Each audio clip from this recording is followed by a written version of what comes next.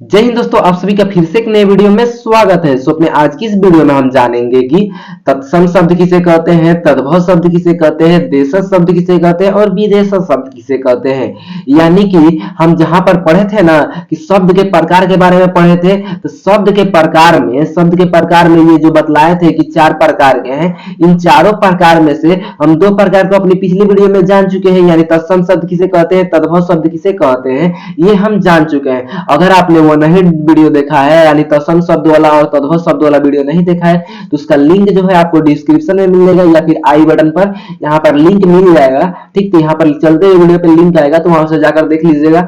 आज की इस वीडियो में सिर्फ हम जानेंगे कि देशज शब्द किसे कहते हैं और विदेशज शब्द किसे कहते हैं। तो चलिए इस वीडियो को स्टार्ट करते हैं।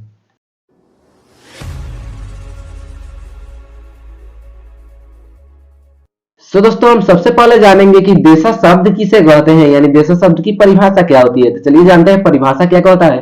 परिभाषा कहता है कि वैसे शब्द जिसकी उत्पत्ति का पता नहीं चलता परंतु बोलचाल में लिया जाता हो उसे देशज शब्द कहते हैं। यानी कि वैसे शब्द, कैसे शब्द जी, जिसकी उत्पत्ति का पता न चले, जिसकी उत्पत्ति यानी कहां से उसका निर्माण हुआ है, कहां से वह उत्पन्न हुआ है, उसका पता नहीं चलता है परंतु बोलचाल में, बोलचाल यहाँ पर योजक चिन्ह रहेगा, बोलचाल में प्रयोग में लाया जाता हो उसे हम क्या कहते हैं, देशज शब्द कहते हैं। उसे क्या कहते हैं जी, देशज शब्द कहते हैं। एक बात याद रखिएगा, देशज शब्द की उत्पत्ति, ये जो देशज शब्द है इसकी उत्पत्ति व्याकरण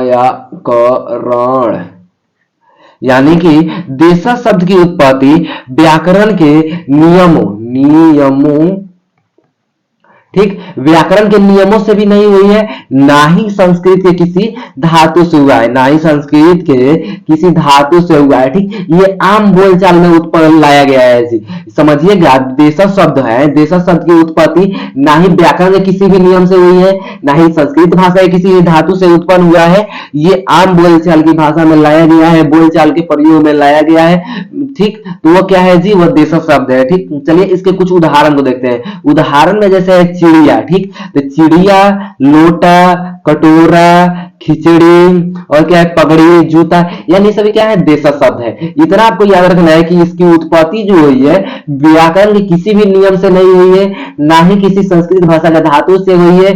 और देशज शब्द किसे कहते हैं, तो देशज, ठीक, जिसका निर्माण मेड इन, समझ रहे हैं ना, इंडिया, मेड इन इंडिया अगर समझ रहे हैं ना, तो इसका निर्माण जो है ना ही व्याकरण किसी नियम से हुई है, ना ही विदेश से कोई भाषा के शब्द से मैंने देखा देखी नहीं उपयोग में लाया गया है, ये डायरेक्ट बना गया है ठेठ भाषा में, समझ रहे हैं ना। तो यानी हमारा देशज शब्द हो गया।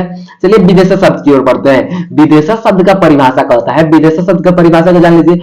विदेशज शब्द का यहाँ पर परिभाषा कहता है कि विदेशी भाषाओं से हिंदी में आए शब्दों को विदेशज शब्द कहते हैं। ठीक, क्या है, विदेशी भाषाओं से हिंदी में आए शब्दों को क्या कहते हैं, विदेशज शब्द कहते हैं। जैसे डॉक्टर, कहाँ जाते रहा, डॉक्टर के घरे जाते नहीं, ठीक है।